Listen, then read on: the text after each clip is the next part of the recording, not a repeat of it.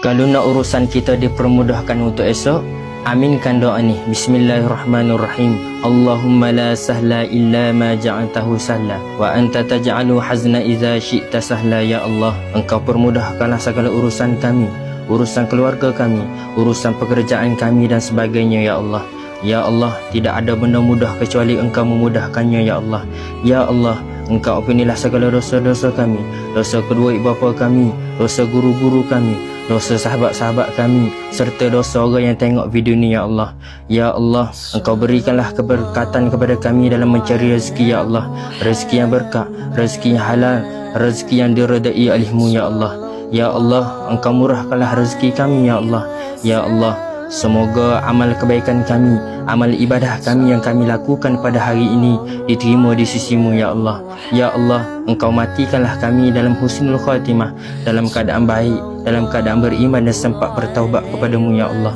ya Allah, jadikanlah hari ini lebih baik dari semalam dan esok merupakan hari yang terbaik bagi kami. Ya Allah, Rabbana atina fid dunya hasanah wa fil akhirati hasanah wa qina azabannar walhamdulillahi rabbil alamin.